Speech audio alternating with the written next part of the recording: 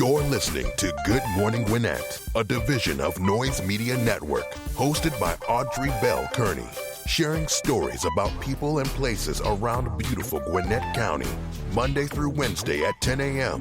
and Thursday at 11 a.m. Southern living at its best. Good morning, all my Gwinnetians out there in Gwinnett land and all of you around the world listening to the sound of my voice. It is a rainy day here in Georgia. It is 67 degrees going up to a high of 74, so still kind of nice, but rainy. But hey, who's going to complain? There's no need to complain at all because nothing you can do about it. It's going to do what it's going to do, and we just got to roll with it, y'all. So, hey, it's Hump Day Wednesday. You're almost there. It's also Win It Wednesday. So if you missed the episode of this show Monday and Tuesday, you might want to go back and listen because at 10:30, I'm going to be making an announcement. I'm going to ask a question. The first person to call in with the correct answer for that question wins a prize. That number is 678-608-1413. Listen at 10:30 when I announce my question for the day for Win It Wednesday. The first person to call in to 678-608-1413 wins the prize. So that's a good thing. So, but you gotta go back and listen to yesterday's show and Monday's show. Now here's the thing. Both shows is about an hour. So I don't know how you're gonna do that. I'm just gonna tell you right now. You can skip through the first 15 minutes. I'm gonna give you a hint because the first 15 minutes is just me doing the horoscopes and what's happening in the news. So, but inside the show, one of those episodes, I said something. I'm going to repeat that question here today at 10:30, and you have until from 10:35 to 10:50 to call in with the correct answer. Also, super excited today. I got a guest inside my studio with me. He is my nephew, football coach, Trey Bell. He coaches at Mississippi State. We're going to be talking football today. Listen, we are a football family. My brother plays football. My nephew plays football, both of them. We're a sports family all together. See, my mom played basketball when she went to high school. So did my aunt. So did my uncle. So we are a sports family. Now, the crazy thing is, I see my brother played football. I bowled. I played softball and I bowled. You wouldn't believe it, but I did. So we are a sports family. But anyway, I'm super duper excited to have my nephew here today. We're going to be talking football.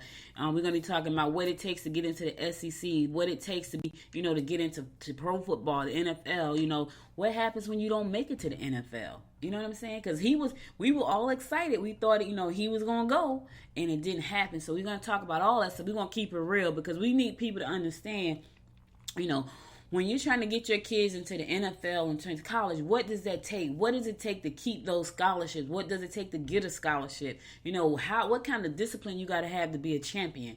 What do you do when you get on the field and you leave? I'm reading a book right now called "It Takes What It Takes," and the author of that book, his name is Trevor Moawad. He's also good friends with Russell Wilson. It is a great book, y'all. It's in my book club, so if you want to join the Wise Hour book club, go to Good Morning Gwinnett and click on the More button. You'll see the information about joining the Wise Hour book club. There's no fee. These are the books that I'm reading right now, and I just wanted to share my books with you. So join the Wise Hour book club, and we're going to be talking about that book this month for the rest of this month because I'm still reading. I'm probably not even halfway through, so you can still jump in there. Cause especially if you love to read, if you love to read and have time to read, you can jump in there and probably bypass me because I have to fit my reading in when I can. But anyway, he talks to Russell Wilson. He talks about what it takes to be a champion. And he talks about how Russell Wilson thinks. Well, today I'm going to be talking to my nephew, Trey Bell. And we're going to also be talking about the discipline it takes to be the type of man you want to be in sports and off the field as well. So I'm excited about that. All right, so today is National Grape Popsicle Day. Right? Great Popsicle Day. Wait, before I go any further, before I get to these horoscopes, I got to give a shout out to the best woman I know. Happy birthday to my mom, Evelyn Bell. Happy birthday, darling. Love you to life. Wishing you many, many more. So glad that we're here to celebrate with you today. So it's her birthday, y'all. Wish her happy birthday. Go to Facebook. We call it a family Facebook police because she go on there and she tell everybody business on Facebook. So go to Facebook and wish her a happy birthday, Evelyn Bell. And also to my aunt Fanny, all the way in heaven. Today is her birthday. My mom was born on her birthday. That's my grandmother's sister. And so my mom was actually born on her birthday. And they was very, very much alike. Like, really alike. And we miss her so much. She was a rock in our family as well. As my mom is, she's like the hinge that hold us all together. So love you, Mom, for from here to eternity, happy birthday, and many, many more. All right, guys, I want to go ahead and get on with our horoscopes brought to you by noted astrologer Micah Thousand for today, Wednesday, May the 27th. We're going to kick it off like we always do, and that is with Aries. Don't hesitate, write out, and don't hesitate to come right out and ask the pertinent information. This is a great day for a family outing or just a drive. Children will keep you busy. Listen, take a day, take a breath, take a beat, they say. Go out for a drive. Get some fresh air, Aries. If you haven't done that, do that. Take a minute for yourself. You got to. Matter of fact, take 2. I know, I love to say that. Every time I say that, I think about that. Take a minute. Matter of fact, take 2. That's a song, y'all. That's a verse on a song. All right, Taurus, be sure to lay your cards on the table. Refrain from using listen here. Refrain from using the highway as a racetrack. That's dangerous, Taurus. Just in case you don't know, let me tell you, it's dangerous. Do not overexpand. If you have your own business, sit tight. Listen, I'm guilty of that, y'all. I'm guilty of always overexpanding. So guilty, it ain't even funny. But it's okay because I've learned to dial it back, peel it back, cut some stuff off, clear my plate off, all that good stuff. I've learned to do that, and it works. It really does. Gemini, don't invest too much of your own money. You won't impress anyone by being overly generous. Expect your workload to be heavy. Listen, don't try to buy folks. That's what he's really trying to say. Don't try to buy folks today, Gemini. Don't do it. Don't spend too much of your own money. Let somebody spend their money. All of that good stuff. Because you can't buy friends. You can't buy love. It doesn't happen. Cancer, try to include friends and relatives in your activities. Those who have been too demanding should be put in their place or put to pasture. Put out to pasture. Okay, listen, Cancer. I'm just reading what the horoscope says. I'm not telling you put anybody out the pasture. That's not what I'm saying. That's what the horoscope is saying. So just be careful with that. You should get involved with activities that can be enjoyed by both young and old alike. So do something for everybody. Don't just, the kids, the grown-ups, the old folks, everybody. Leo, you can make some favorable changes to your looks. Secret affairs will only lead to heartache. Take things slowly, especially for the sake of those you love. Okay, listen, Leo. I say this all the time. If you listen to this show, and a lot of you do, if it's a secret, you shouldn't be doing it. That's all I'm saying. If it's a secret, listen, don't do it. That's the problem. A lot of times people want to do stuff, and then you shouldn't do it. It's a secret. Don't do it. It's not going to help you. You're only going to be miserable. It's going to cause you heartache. Don't do it. Virgo, you must get out and mingle. You can develop your creative talents if you take the time to practice your art. You will be in the mood for entertainment. Listen, get out and mingle. Have some fun. Be careful, though. Put your mask on. I know, let me tell you something. I had to go to the store. I went to Walmart yesterday. I think it was yesterday. It was so freaking hot talking behind that mask. The masks are hot, right? But I'm telling you that I'm going to wear mine. I don't care if it is hot. Now, I couldn't understand when I reported yesterday that children under 2, you got to be careful because they could suffocate because that thing is hot. So if you got your child out there in a mask, keep an eye on them and make sure that they're breathing properly because it really is hot. Like, it's hard for me to breathe. I can't wait. When I get out the store and get in my car, the first thing I do is take the mask off. It's kind of like, okay, I'm about to say something crazy, but I'm going to say it. You know how women go home, the first thing, what's the first thing a woman do when she get home from work? Take off that bra. I'm just saying, it's just what most women do because we hate bras most of the time. All right, listen, I'm going to a song. I'll be right back after the song and give you more of the horoscopes brought to you by Noted Astrologer. Stay tuned.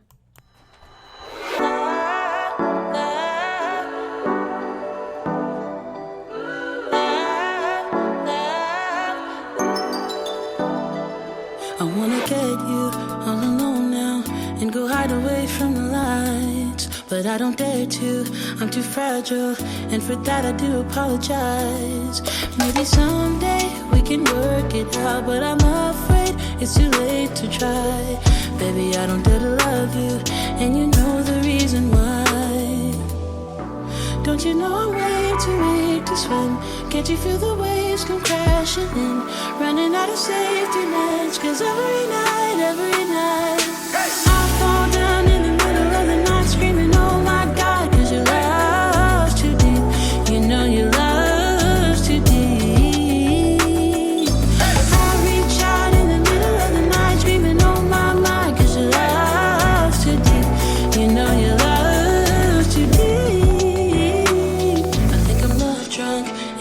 what's wrong, but I'm not afraid to admit. I used to feel safe next to you, babe. Now I'm thinking I deserve a hit. Maybe someday we could work it out, but I'm afraid it's too late to try.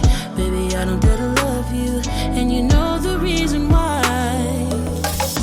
Don't you know I'm way too weak to swim? Can't you feel the waves come crashing in? Running out of safety nets, 'cause every night I fall down in the middle of the night screaming, oh my God, 'cause your love's too deep. You know your love's too deep. I reach out in the middle of the night screaming, oh my, 'cause your love's too deep. You know your love's too deep.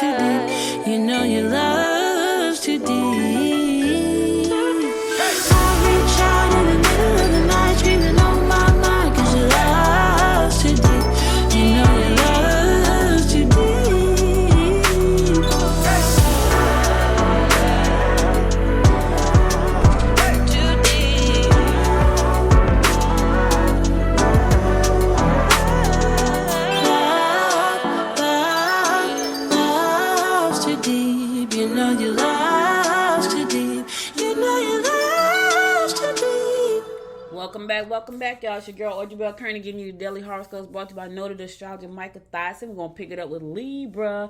Sign up for courses that will bring you more skills. Use your better judgment before you sign up for a costly venture. You can help sort out problems that friends are facing. All right, listen. Sort them out, but listen, kind of keep your opinions to yourself unless they ask you, Libra, because here's the problem. You want to go in there and help them, and they may not really want your help. They just want to vent. So just be careful. I'm just saying.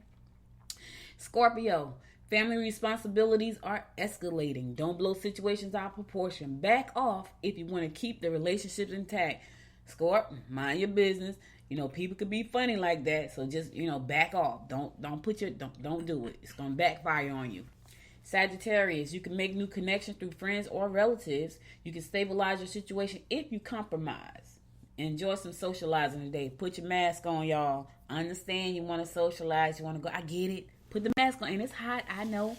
Put the mask on.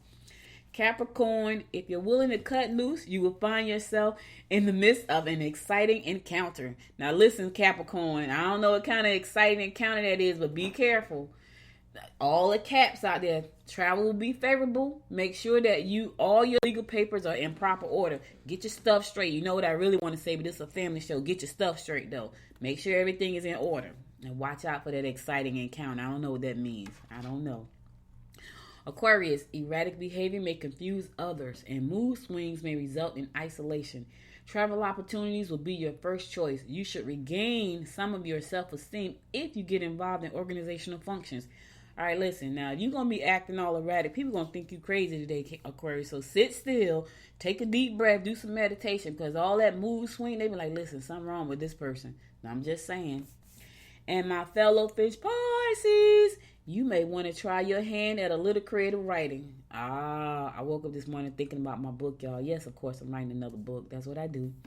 Don't let your boss get the better of you. Try to curb your bad habits and compromise if your partner gives you an ultimatum. I don't know about y'all. I don't like all the ultimatums. I'm just saying. Don't make large purchases or investments. Don't have any plans to do that either. Don't like ultimatums. I don't know about y'all. I don't know. So listen, y'all, that's all I got for you today. I'll be back again tomorrow at 11 o'clock to bring you more of the horoscopes brought to you by noted astrologer Micah Thyssen. Now let's get on to some news you can use, and then I'll be bringing up Trey Bell because I'm excited about this interview.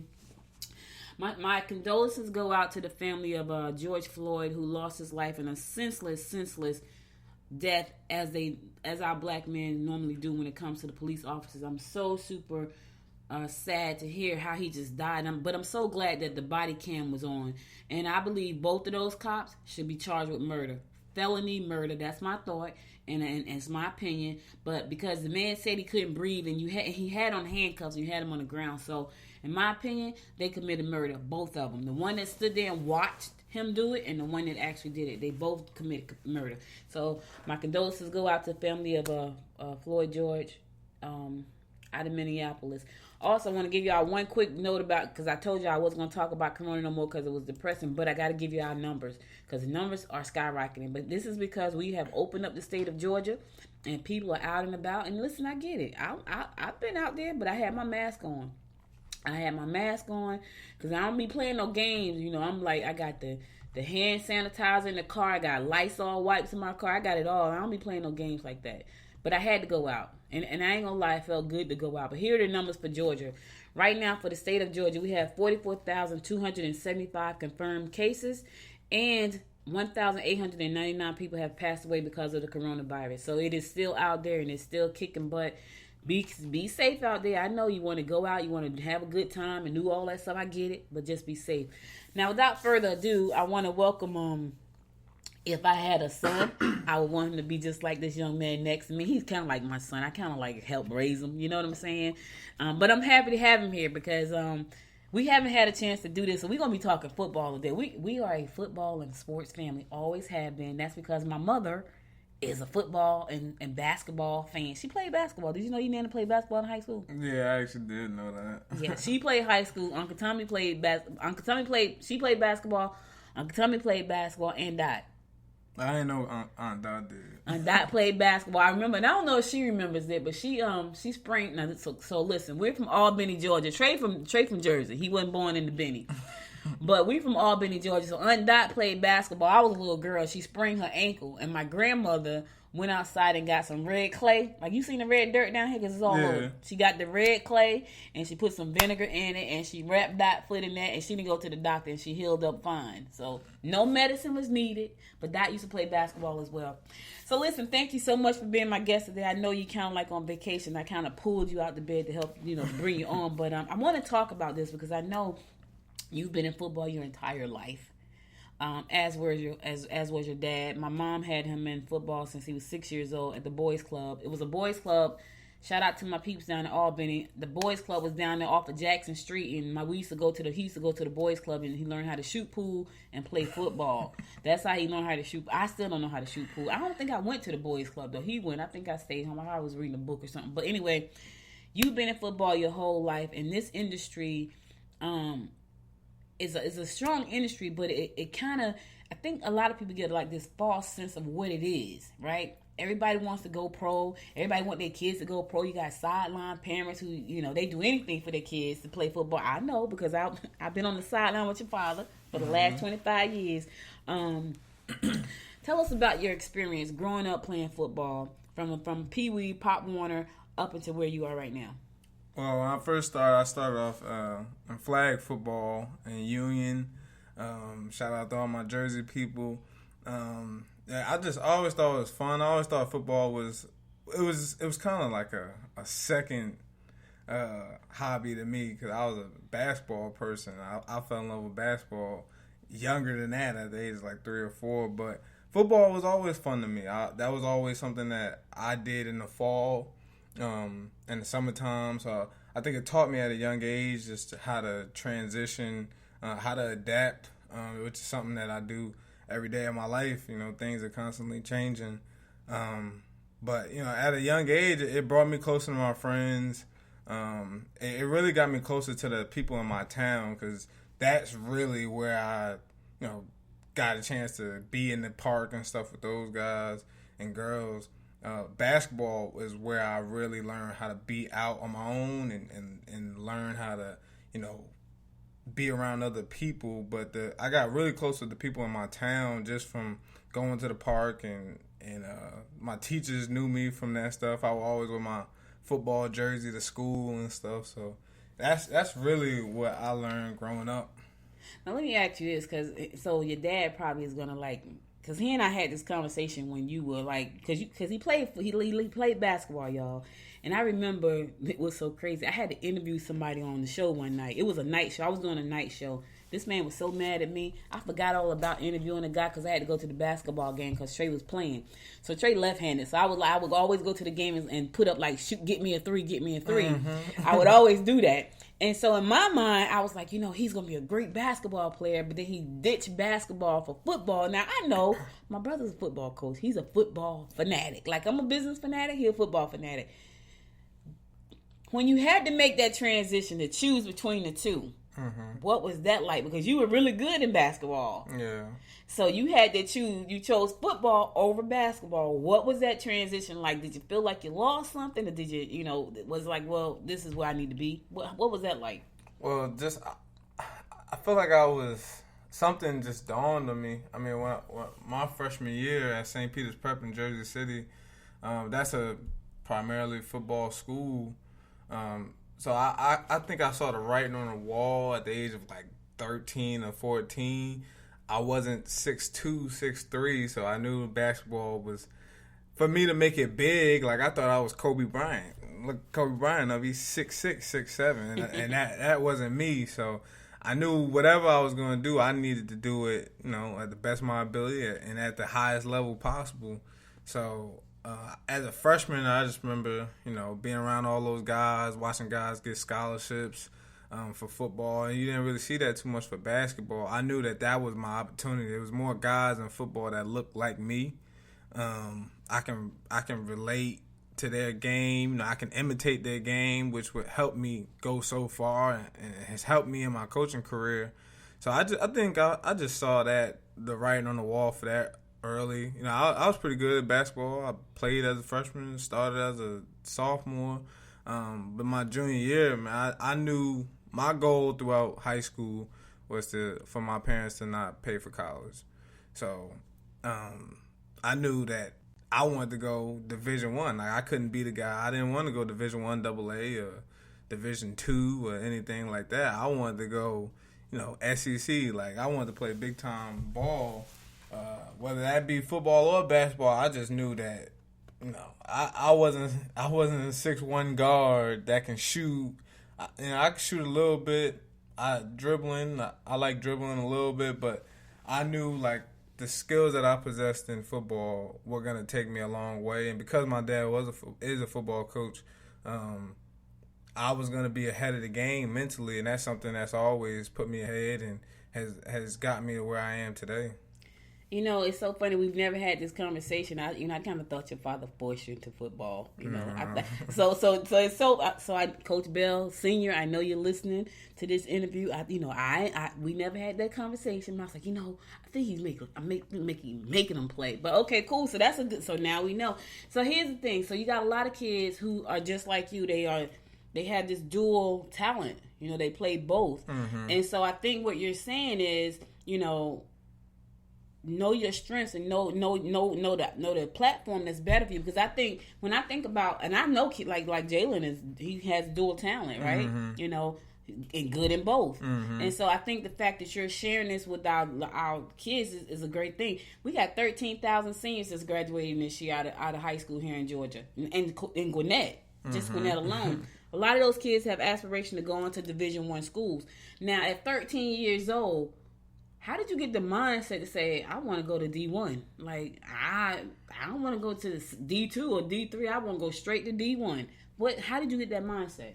I think it was something that my parents just kind of always had me around. I think that was just always the goal, something that we talked about. And honestly, I really don't know. It's just something that I just developed on my own, just watching other people and seeing what they go through. But yeah, that transition that I made, that was all me. I think my father was kind of mad that I stopped playing basketball. Really? Yeah, I think my parents was they knew why I was doing it, but basketball was always fun for us and our family. Your mom played basketball too, right? Yeah, she did. See? But I just thought that I couldn't do it anymore. I needed the best chance possible. I wasn't the biggest guy. I wasn't the fastest guy, strongest, but I knew I had an edge somewhere in football other than basketball. So, for the kids that are out there listening, man, you got to understand your strengths, and I don't want to say your weaknesses, but you have know the points that you're not as strong at. And you had a choice to make that at an early age. Watch the people around you. Find somebody that you really admire and really look up to those guys. Like somebody that I looked up to was Kobe Bryant, Deion Sanders, LeBron James, guys of that nature. And something that I love that Deion did was play multiple sports, and he was really successful with that. So, I felt like I had a bit of a Deion Sanders in me, but I wasn't as fast as Deion. But I knew football was kind of my calling card, if that makes sense. That makes sense. So now, I know you went to prep. How was that experience? Because you said prep is primarily a football school. Not a lot of kids can go to prep because, one, the tuition is extremely expensive. So what was that experience like for you and your coaches? Because I know they were very instrumental in helping you move through this whole process from freshman year all the way through. At St. Peter's Prep, I had a lot of fun, developed some great relationships that would last me a lifetime. But it was also really hard, man. The academics were rigorous, to say the least. I wasn't the smartest person. I wasn't too eager for academics. But it forced me to get into it and learn how to be in a classroom and learn from other people and learn from my teachers and stuff, and it prepared me for college. But as a freshman, all I thought was, I'm here for football and basketball, and what was crazy is it was an all-boys school, so that was probably the biggest transition for me. But everything about St. Peter's Prep is amazing. It really helped me get to where I am. Growing up in Union, those are my friends forever, but it helped me learn, you can't be stuck in one place. I didn't want to be stuck in one place, so I was forced to take the train. I was forced to take the bus. You over there in Jersey City all day long, and that in itself is just fun. I really enjoyed that. But St. Peter's it's not for everybody. I've had friends go there, didn't make it and have to transfer and things like that, but do well at other schools. So it's a private school, and I guess the thing about private schools is that they're tough, and they are, but they really do help prepare you. Not that public schools can't, but I'm a big fan. If you're listening and you're a New Jersey listener, I'm promoting St. Peter's Prep right now. And he's not getting paid. That's his alma mater, so he's doing that thing. Listen, I ain't gonna even talk about that. Let's move on. Shout out to the Rough Riders listening right now. I'm promoting West Side. Yes, baby. Whoa, whoa. So anyway, Coach Bell, he told me Coach Bell the third. Coach Bell the third is actually the head football coach at West Side, where I graduated from, but he played football because he went to Tech, but he played football for us because Tech was scrubs. They didn't have a football team. So yes, Rough Riders, yes. So Trey, everything that you have done prepared you to go to the NFL. Right? You had your father is a football coach. Wait, let me back up for a second. How is that having a father who is a football coach? Because I know your dad. A lot of people don't know. Well, let me say this. A lot of people do know him, but I know him up close and personal. He breathes, eats, sleep, and everything. This is a family show. I can't say the rest of it. Football. How is that having him as a person in your life on a constant basis, talking football constantly? Was there ever times where you said, man, I don't want to talk football right now? What's crazy is we had that a lot, and as going up throughout high school, none of that ever bothered me. I thought it was amazing. I thought it was great. I thought I was fortunate and blessed to have that. I've seen a lot of people that did not have that. But when I got that, where I was like, I really don't feel like talking about football, it's really been recently in the last couple years. I think that came from, and we're probably going to talk about later, was not making the NFL. Yes. So that is where I kind of wanted to, just reach out and do other things. things that I wish I did when I was younger was find like other hobbies, because I invested myself so deep into the sports and the football and basketball world. But growing up with him as a father, and if y'all know him, y'all know he is extreme when it comes to that, but he means the best and he means well. It was amazing. I loved it. I just learned. I was constantly learning every single day. So, I think it really helped propel me and stay ahead of the curve. A lot of people ask me, why didn't I just stay in Union and go to Union High School like the rest of the guys?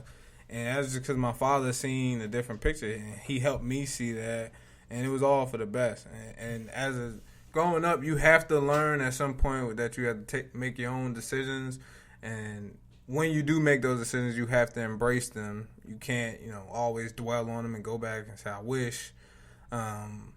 You just have to roll with the punches and take whatever comes with it, because when you do that, man, it just feels so much better. It feels you feel free. Like right now, coaching, I don't feel like I'm ever working. I'm doing what I love. I could have developed hobbies and a love for something else, and I feel like I would have been just fine with that, but I chose this route. He didn't make me choose this route. I chose this on my own. So, anybody that's listening, even it doesn't matter how old you are, you just want to do what you love, and don't do it for the money and things like that. Money is important. You definitely need money in this world, but, I think overall, I thought it was amazing having him as a dad, a football dad.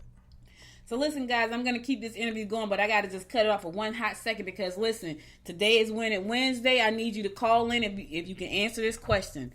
I talked about on Monday, because I said my mother's birthday is always around Memorial Day, and there's something we would do every Memorial Day in the backyard so she could watch the playoffs, which is not happening right now because we have no basketball. But normally around this time it's NBA playoff, and there was something we would do so she could watch the playoff.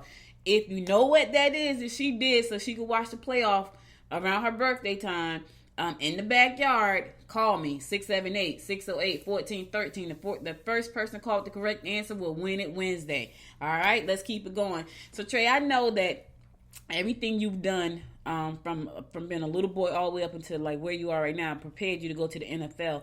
Tell me what it was like to go to your first combine and how you managed to get to that combine. Because I remember watching you on TV. I was so proud. Like, yeah, look at him. Like, what was that like, and how did you get there? My first one was my sophomore year.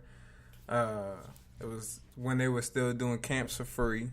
There was no combine testing. It was just skills and drills, and the best person will succeed. And I just went out there. I had been training for it and won MVP.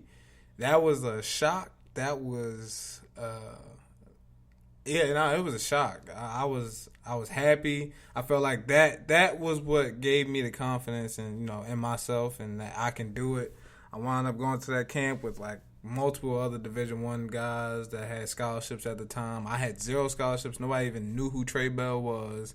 And I was able to, kind of outshine those guys. Wound up getting invited to a combine in Texas, the Army All-American Combine. Wound up making honorable mention for that. And around that time was when I really kind of started getting discouraged because I still had all these honors with no scholarships. That was my end goal, was to get a scholarship and have my parents not pay for school. And shortly after that, January 18, 2011, is when I received my first scholarship from the University of South Carolina. And that's when I felt like it really all paid off and gave me the motivation to keep going and take it to another level, because I knew it was another level out there for me. So the combine that my aunt is talking about is the opening. I wound up getting an invite to that. It was in Oregon at the Nike factory. That was an unbelievable time. I was out there with the best players in the country, just doing my thing, having fun. I was there with some of my idols, Darrelle Revis, Patrick Peterson, Joe Hayden, all NFL players. And it really it helped me prove to myself and everybody else that thought I couldn't do it, that I could. Mm-hmm. And, it all of that stuff just gave me motivation to keep taking it higher and be a professional and be the best at what I do. That's why you do what you do. Now let me ask you this, because you said something that was that's kind of sticky. So you said I was able to prove to people what I could do, because there are a lot of people out there. I'm gonna keep it real. There are a lot of people out there who want to kick it back, and they don't want to see you do well. How do you handle that pressure of always having to prove yourself over and over and over again to people who just they claim they got your back, they claim they support you, but they really don't? How do you manage that? Because that's emotional. How do you manage that? It takes a toll on you, but I just feel like the best way to compliment that is just keep achieving success. Mm-hmm. Keep striving. That'll be your fuel. That'll be your motivation to keep going, and keep doing what you do. So that's really how I handled that. I had teammates, I'm sure, that probably was like, well, why is he going to Florida? Why is he going to the opening? And his dad's a coach. Is he using that? Things like that. And I never really let that bother me. I let my play speak for itself. Mm-hmm. So that's kind of how I was able to answer those things, because you're always going to have those people. That's something that you can't control. My high school coach always told me, control what you can control. So that's something I just tried to live by at a younger age, at like 15, 16 years old. I'm reading a book right now by this guy. His name is Trevor Mowad, and he's like a sports mind training coach, and he is the sports mind training coach for Russell Wilson. And he said, one thing you have to do as a football player, as any athlete, is stay neutral. He said you can't worry about what happened in the last play. You can't really worry about what's happening in the future play. You got to be neutral and focus on the right now. Can you talk about that a little bit? Because, we're not on the field. Like, I bowled in a league, right? Mm-hmm. It's not football, though. I like to win. I hate losing, y'all. I do, for real. So can you talk about that a little bit? The most important thing is just something, a quote that I've heard recently is, be where your feet are. Mm-hmm. I tweet this often, and you really have to, think about that and really embrace that. Just be where your feet are. Don't try to look ahead, because I've been in a position where I try to look ahead and things weren't going for me right now, where I'm so focused on what I want to happen that I can't even handle what's going on at the time. Mm. And if you're too busy dwelling on what's going on in the past, you'll never move forward. So that's just something that I always try to live by. And, it's always going to be tough. It's never going to be easy. You're never going to just get to where you want to get to. But if you focus on what's going on right now, before you know it, the opportunities will show up for themselves. And you have to believe that those opportunities will come. I've always had a great support system with you and my parents and my family, my Boston family. So y'all have always gave me, I've had so much love, I don't even get a chance to see what's going on with other people. That's true, because Auntie be in the stands want to fight everybody. That's right. Like, I got to tell y'all, and we're going to talk about this right now. So you had 25 offers. You chose Vanderbilt, you know. And so there were plenty of days I wanted to fight Coach Mason. I did. I was mad with him for a long time. But you got 25 offers. You chose Vanderbilt. You chose Florida first. And then you decommitted you committed to Florida first. And then you decommitted. Now, let's talk about that, because why did you do that? Because I thought I had always heard I'm going to be a Gator, and then all of a sudden it was like Vanderbilt. I'm like y'all can't see me. Y'all be able to see me next month, because it'll be video. So I committed to Florida for 4 months. That was my dream school growing up. Making that commitment, I just felt like, that was like a childhood dream come true. I had a strong love for Florida for a long time. 2007, 2008, that run with Tebow and the basketball, Joakim Noah, I thought that was like the best, duel of sports in college history. So that's really what drove. Like, I didn't really care about, everybody says like the Florida talent and the speed, and I didn't care anything about that. I love that school so much and want to, perform for them. That's really what drove my commitment for that. And what led to my decommitment was a misunderstanding between me and Coach Muschamp. Something that I had to think about for a long time. But, it was just a misunderstanding between him and I. It was nothing bad blood or anything between us. It's just I felt that there was a better opportunity for me to go somewhere else, and Vanderbilt was my second or third offer. When I was thinking about decommitting, I hit one of the coaches up, Bob Shoop. He was defense coordinator at the time. He hit me back within, I had to say, not even a minute, probably 45 seconds. And when he did that, I kind of knew right away that that's a place that I wanted to be. They had a lot of guys go to the league: Andre Hale, Casey Hayward, Kenny Ladler, Jordan Matthews, Jordan Rogers, just a lot of guys that they produced, Jay Cutler. So, I felt like that's a place that I can still achieve my goals. And, that was a school that was the Harvard of the South. So, similar to Notre Dame, which was a top school for me, but it was in the South, which is a place that I love to be. Hence why I'm here right now. Mm-hmm. So, yeah, when I got on the phone with Coach Franklin, I mean, if you ever talk to that dude, he's just an infectious dude, man. I mean, he can really control the temperature in the room. He does a great job speaking to people. He cares for people. I think he has great intentions behind what he does, and that's what makes him so great. And I really wanted the opportunity to play for him. So when it came time for me to switch, I felt like that school checked off all the boxes for me. And it really, for me at that time, I didn't think about, who was going to be coaching me. I just wanted a school that I felt like I can achieve my goals at, and Vanderbilt was that school. Right. So, and we were happy. Like, I was happy because I could drive to all the games, which I drove to many.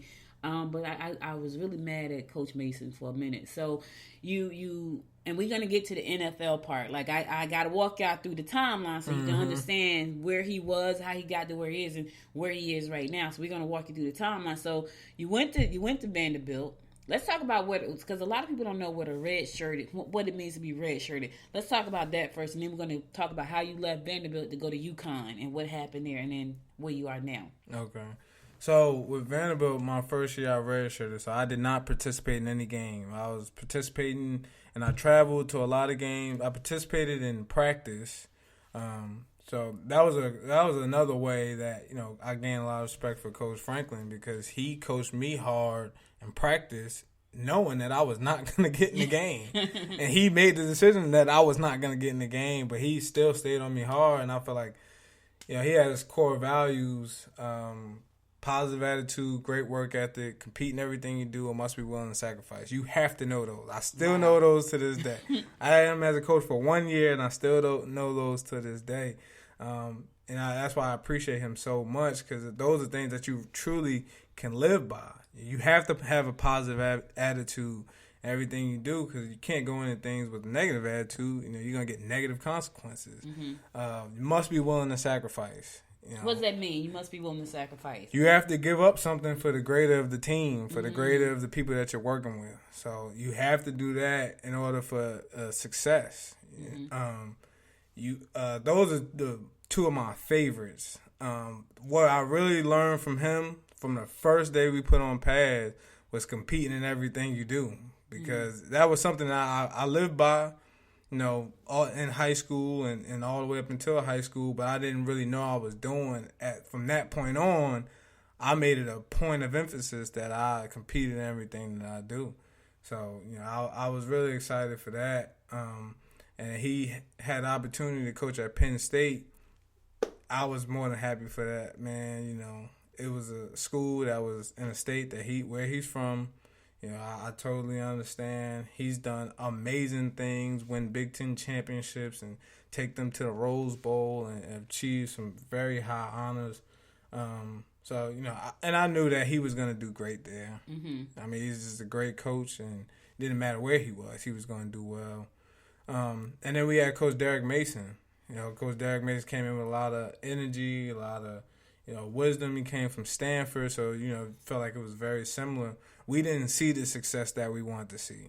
We had a lot of downs, few ups, but a lot of downs at that time. In my time there, playing for him, and for me personally, I just didn't see what I wanted in my career. I faced a lot of adversity at that point on, which caused some feelings from my family, but I've dealt with that, and I've grown from that, and have learned from that. And the biggest thing I probably got from that was the relationships. Me and Coach Mason never had a bad relationship. He's a coach. He had to make the decision that he had to make, and I understand that. I learned from plenty other coaches. Coach Rod Chance, he's the cornerback coach at Oregon now. He's a mentor to me. Coach Brett Maxey, he was my DB coach there for 2 years. Guys that I still contact today. Rod Chance was a graduate assistant at the time, and he had a huge impact on my life. And he may know it, he may not know it. I don't even know, but I was able to meet guys like that along the way, and that not seeing the success on the field was what led to my transfer to UConn. So when UConn came up, I put my name in, let everybody know I was transferring. I had a bunch of schools on my list. UConn, a school that's 2.5 hours away from New Jersey, from my home. The head coach was Bob Diaco. He recruited me to Notre Dame. Very hard, great man, knows my family really well, has known me since I was 16 years old. I feel like I had a really great relationship with him. So that decision was kind of a no-brainer. My first decision was to go to Rutgers. I've always wanted to be there and put on for my home state. But they had a coaching change at the time, so things just didn't work out that way. So when it came down to UConn or Rutgers, that was easy for me. Just because I knew how Coach Diaco was going to handle me and take care of my family, and I knew how he was going to handle his business for us. And that year I had to sit out. I lost a year of eligibility, and I knew that I was making that decision. I wanted to put all my eggs in one basket for that senior year playing for him. Finally thought I had a chance to make it right with on the field and get a chance to play for him. And he's a great guy, a great coach.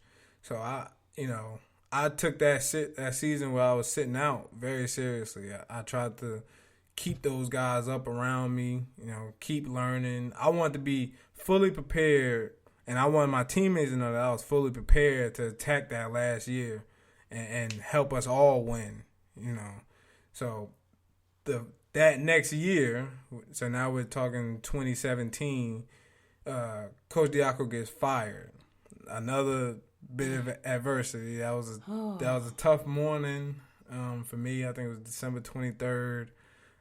Got a call from Coach, and my corners coach at the time, Coach Josh Reardon, he gave me a call, just let me know what was going on.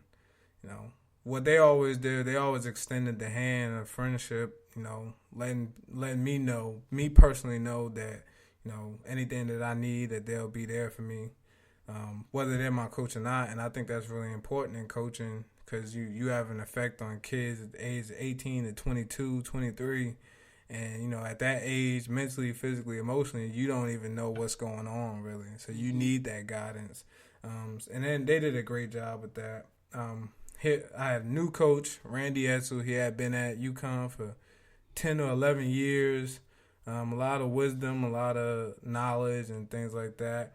We did not see the success that we wanted to see in my last year. And that was depressing for me. I feel it was depressing not seeing that success on the field with all the work that I put in at Vanderbilt.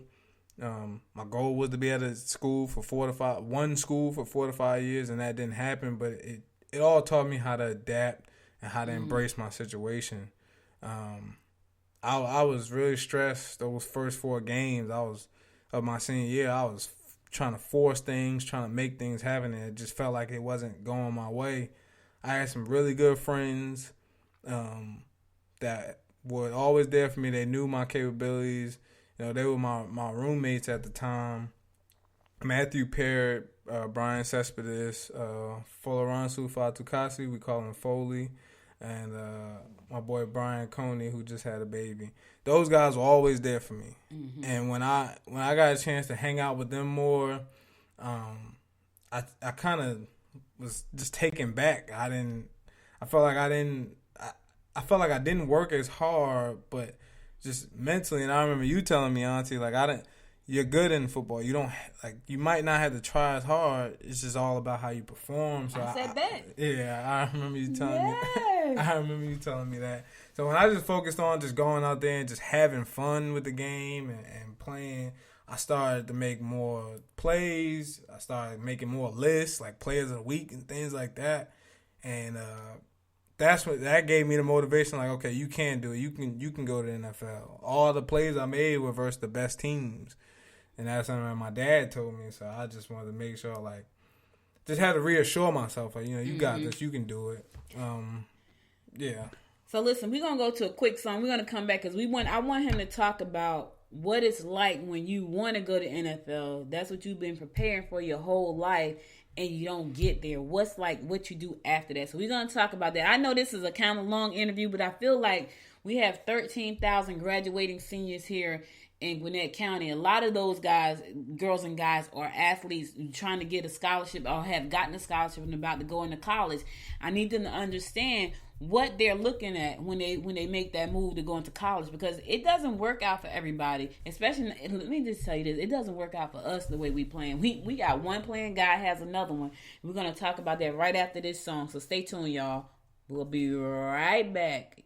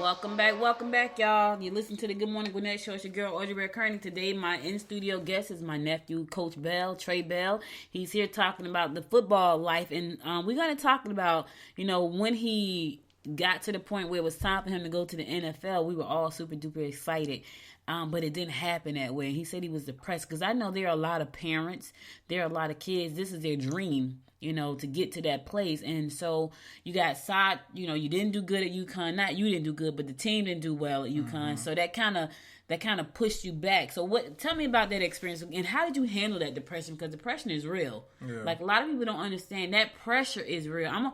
And I gotta tell you, when you were going through it, we knew you were going through it. Mm-hmm. And I'm the worry ward of the family. Like, Nana is the backbone, but I worry about everybody and everything.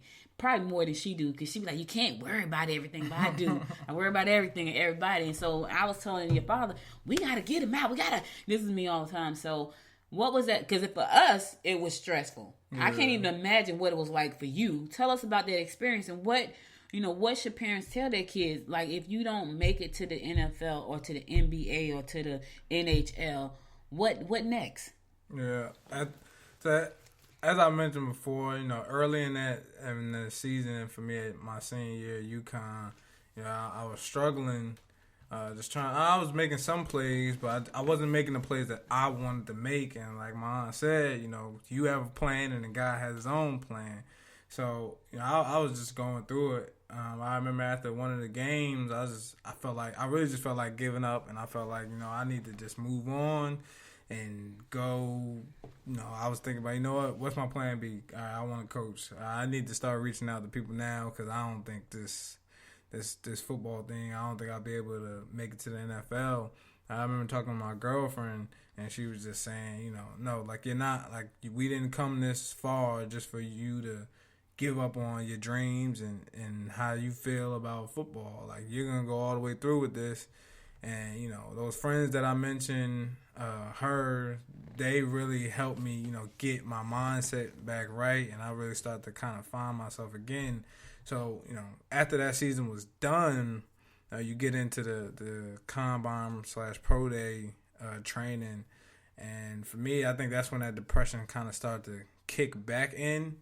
I was training in Jersey at RPT in Raritan for a while, just driving up there. I was in Jersey. It was cold. Mm-hmm. And I just felt like I was just grinding. I felt like, I didn't know if this thing was really going to work out, but I'm still just going as hard as I possibly could. And I don't even know if the workout part was the coping part. I don't even know if I was coping at the time. I just know that I was just mentally, I was just really going through it. My girlfriend is big on mental health. She studies public health and things like that. So she's big on communication and stuff. And I couldn't do it. I couldn't talk to anybody. I kind of just my favorite thing to do is drive. So I just like going for drives, and I just work out 3-4 times a day. And it was just adding more pressure and more pressure. And the more I was by myself, I was just sitting, just thinking and, praying. And I'm just like, man, I really hope this thing works out. And I kind of put everything into that. And, for the parents out there, this doesn't just start, when you go for the process. This starts all the way when you like a teenager and you start feeling feelings and you start understanding things that's going on. You start understanding yourself a little better. And it's just really where you put all your energy towards. Me, I put all my energy into the football part and making it and achieving my goals and, going for the pro day, that was just stressful. I was training at RPT. I went to IMG in Bradenton, Florida. Felt like that place was gonna give me the best opportunity to get better and really, get the numbers that I was trying to get to, and I did, and some of those aspects. But when that pro day came, I just felt a lot of stress. And it felt good to be back around my friends and talk to them about things, but everything just didn't feel right. Wound up performing pretty decent at the pro day. didn't hear back from any team at any point. I felt like there was no hope for me.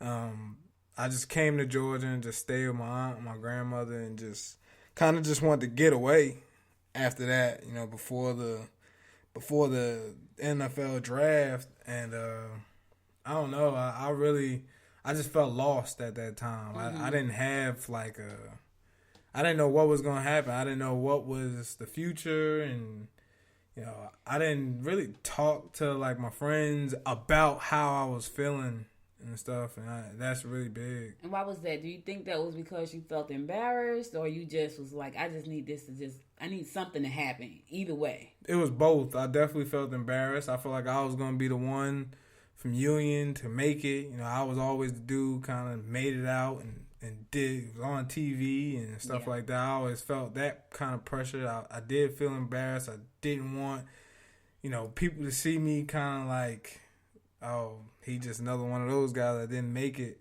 But I definitely felt the pressure of, you know, for myself, like I want to get there. I just want to get put on the NFL uniform just one time, just to say I was able to do it. But, you know, after things didn't work out, I remember you telling me that. Like, I just wanted to put the uniform on. Just one time. We were driving from Decatur, y'all, and I just want to put the uniform on just one time. That's all. Like, I feel like then, like, I would have been good after that. Because you made it. Yeah. To me, that would be making it. But my dad told me, you know, when things didn't work out, and I didn't speak to my dad for a while. I kind of just wanted to get away from it all. He told me, you know, not everybody makes it. You know, I know you felt like you put it all in and you did what you needed to do, and you know it should work out. But you know, there's a lot of guys that don't make it. I know you see the ones that do, and you know those people, but it's a lot of guys that don't. And so, how you think they feel? So that's when it kind of brought me back down to life. And still at that point, my depression, I still was feeling. I felt just crazy. I felt lost. I didn't know what was going on. So let me ask you this, because that's very important. So you have a lot of parents out there that they're pushing their kids to go to the pros, whether it be NBA, NHL, NFL, whether it be either one of those. Would you think, and now you're a coach, do you think that they should also have a plan B just in case it does? Because I know in business world, they say, you know, there's no plan B. Don't have a plan B, right? In the business world, make this your thing and you go all in and don't have a plan B. Sometimes things just don't work out. So to counteract being so depressed because you're not making it to where you want to be, do you think they should have a plan B? Yeah, I think so. I think that works for some people. Like, you see the Michael Jordans and people like that. That's where everybody, you know, aspires to be. But then you look at a person like LeBron James, where he puts his energy in so many different places. First, his family and his faith in God, and then, you know, then comes the sports and, you know, being the best there ever was. And, you know, I feel like that's the goal for everybody. But you definitely should have multiple plans, A, B, C, and D, because you just never know what's going to happen. Should they have these while they're in college? Like, cause like you had, you know, everything was football for you. It was about football. It was a football life. And then things didn't work. Now, you had great relationships, and we're going to talk about how you got to be a coach right now. But what if they don't have, because not everybody even get that far. They don't have great relationships. You got a butthole on the field. 9 times out of 10, they're not going to have great relationships like you. See, he's very politically correct. I wanted to smack Derek Mason. He didn't see, so Coach Mason, we had a good relationship. Like, you know what I'm saying? So, but me sitting on the sideline, like, you know, we want to go down there and beat him up, y'all. So you had great relationships moving forward. What about the young girl or the young guy who do not have those type of relationships, and they don't have should they have a plan B? Like, you know, like, you've gone to school, you got your education, right? Is that their plan B? Or should they have a different plan B? It depends on the person. I think college is a great platform and gives you a great opportunity to find whatever it is for yourself that you need. There's multiple clubs and organizations and things like that you can get into that'll help you meet different people and develop those relationships. I had it firsthand. My roommate, Oren Burks, who plays for the Green Bay Packers now, his 3rd round pick. I mean, he going into college, you know, I think I remember his parents saying, you know, they're not sure, you know, what Oren's end goal will be, if he'll make it to the NFL. But I mean, he loved the game just as much as I did. He put in the work the same way I did, but he had a backup. And, things worked out for him, and he did play for the Packers. But I know that if he didn't make it, Oren would be fine. He would be great and doing great things in other places. So, now I had that firsthand, and I had to really look at that because I felt like I worked so hard and I should be there, but I didn't do other things. Like, he formed a group on campus, which I thought was amazing because I had this person right next to me, like right firsthand.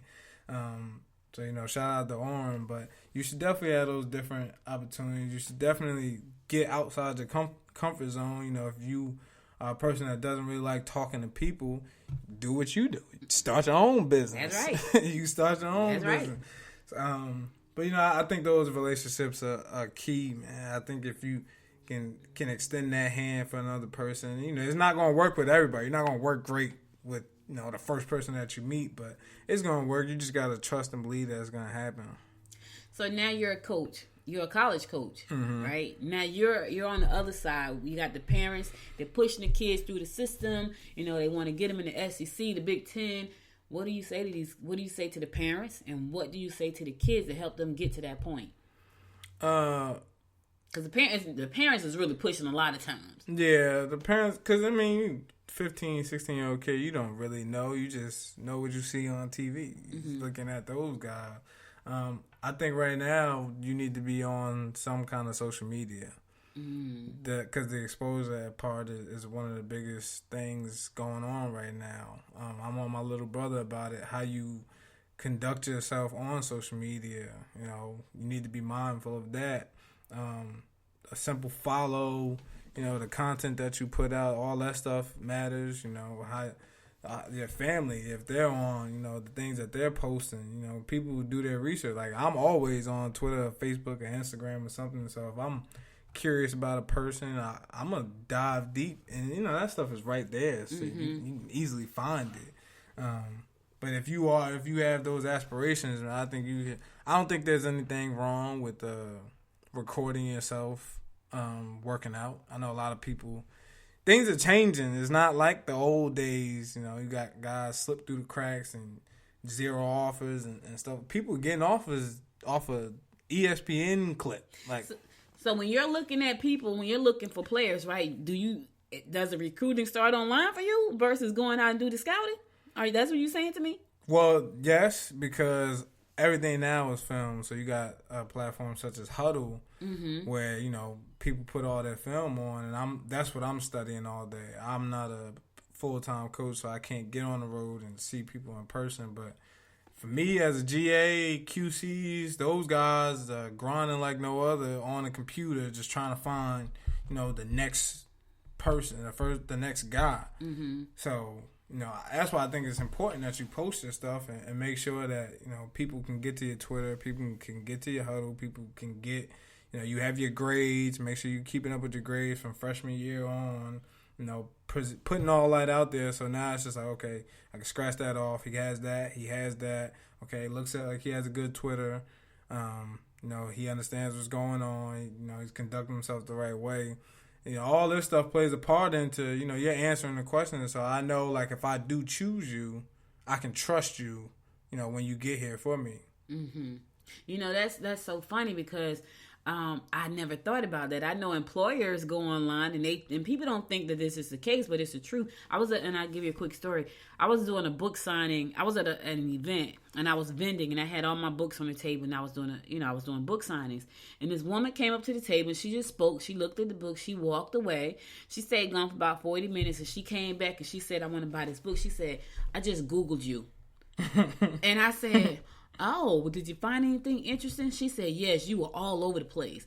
That was the first time someone had said that to me. So now you're telling me, now it's even gone to sports where the coaches are going on there looking at Twitter accounts and LinkedIn and not LinkedIn, but Twitter and Instagram. LinkedIn too. LinkedIn as well. I'm on LinkedIn as well. Wow. See, now, so listen, parents, your kid needs to have good social media profiles. No smoking. No throwing up the gang signs. Don't nobody want to be bothered with that nonsense. So you're checking up all this stuff. You need to make sure, because that's what I'm hearing Trey say. Like, we're looking at all that because we want to make sure that the person we bring on our team, is going to represent the school well. Well, something that you could ask yourself is, would you choose yourself if you had all of that on there? Would you choose yourself? Do you think, if you were looking at it as a coach, would you say, "Oh, I think that kid's going to be the next great kid"? So now you're at Mississippi State. How has that been for you? It's been amazing. I love it so much. I just love the culture and being in the best conference, the SEC West. It's been a great opportunity for me to learn and get around different people, and just the journey. Just getting here was fun, and I've enjoyed it. I wouldn't even take it back. Right, because that's an experience that you get to, you get to walk somebody through. Mm-hmm. Like, you just walk my audience through this whole, because I put it out, listen, if you want to know how your kids need to get to the SEC and the Big Ten and all that stuff and understand this football life for real from the inside out, this is a great opportunity for you to do that, to listen to this show. So I normally end my show with words of wisdom for the day. You got any, it's a quote or something. You got a quote you want to share with the listeners before we close it out? Yeah, one of the quotes that I like to live by is take advantage of every opportunity. You don't know what that opportunity is. I've been doing a lot of interviews lately, and, I use every single one of those. Like, it's going to be my last one. I want this to be what people remember me by, know my story. I love watching interviews. I feel like I get a chance to, my favorite rappers, my favorite entertainers, my favorite athletic sports people. I just watched all of those guys. And recently I've been watching a lot of Jamie Foxx, and all his interviews are amazing because he tells stories in such an amazing way. And I think he embodies that phrase of take advantage of every opportunity. Well, listen, guys, you heard it here straight from Good Morning Gwinnett. My nephew, Trey Bell, laying it down for you. You got a kid trying to go to the pros, trying to go to college, trying to get a scholarship. Now you know what they have to do. A lot of parents know this stuff. They push their kids really hard because they want the best for them, like all of us do.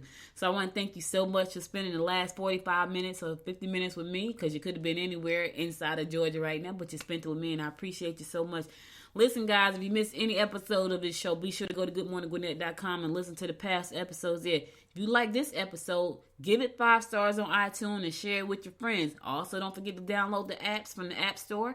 And follow me on Twitter, GM Gwinnett, Facebook, Good Morning Gwinnett, Instagram at Good Morning Gwinnett. And remember, I'll be coming live to you via video pretty soon. And you can watch me on Roku, Amazon Fire TV, Android TV, and also Apple TV. Good Morning Gwinnett show is going to video, y'all. We'll be streaming live video next month, so I'm happy about that. Thank you so much for being here. You could have been anywhere in the world, but you spent the last 1 hour and 13 minutes with me, and I appreciate you so much. I'll be back again tomorrow at 11 o'clock. Tomorrow is 11 o'clock. Got another great guest. This is a surprise guest, but I got another great guest coming on tomorrow, so be sure to tune in tomorrow at 11 a.m. Stay safe out there, y'all. Until next time, make it a great day. Bye now. You've been listening to Good Morning Gwinnett. Make sure to tune in Monday through Wednesday at 10 a.m. Eastern Time to find out what's happening around Gwinnett. If you missed an episode, go to www.goodmorninggwinnett.com to catch up. If you liked this episode, subscribe to the show now and share it with your friends. To learn more about Noise Media Network, visit www.noisemedia.us.